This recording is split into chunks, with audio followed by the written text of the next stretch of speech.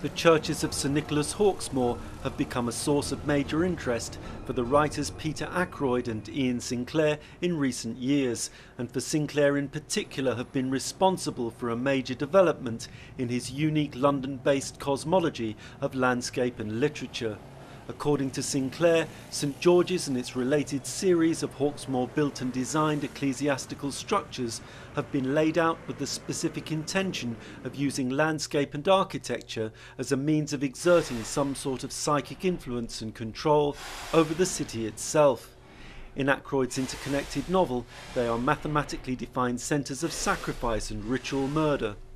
The Enlightenment Freemasons were to follow in the footsteps of Wren and the Royal Society in recovering the ancient mathematical principles suppressed with the Knights Templar.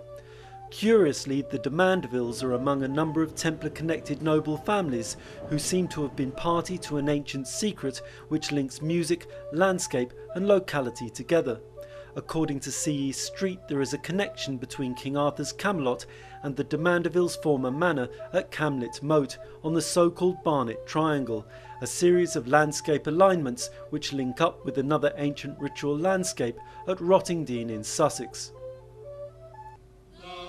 In the midst of this now vanished ritual centre, which may well have included a long-lost stone circle, is the Black Horse Tavern, formerly the home of the folk-singing Copper family.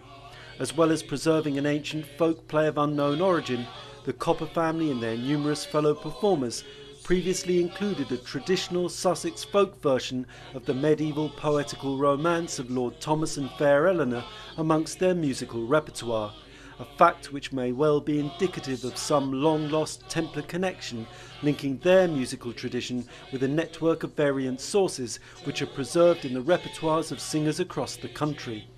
Somerset's Keenton Mandeville is close to a number of key localities where Cecil Sharp collected some of his most important folk songs, and like Stoke Mandeville on the Great Dragon Line, is likewise a former de Mandeville possession.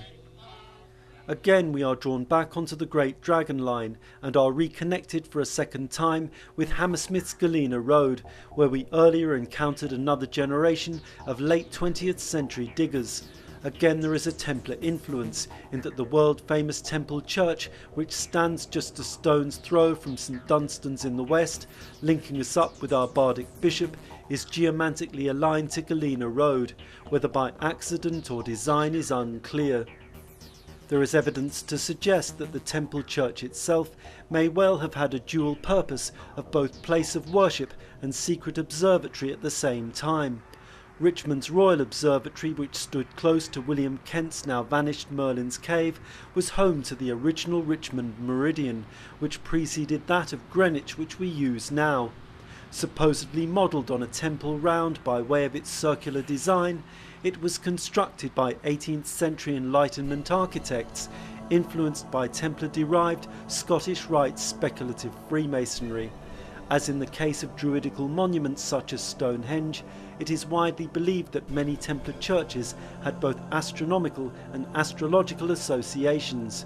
There is likewise evidence to suggest that the Templars themselves also had secret knowledge of both the Kingston and Glastonbury zodiacs, long before their apparently chance discoveries in comparatively recent times.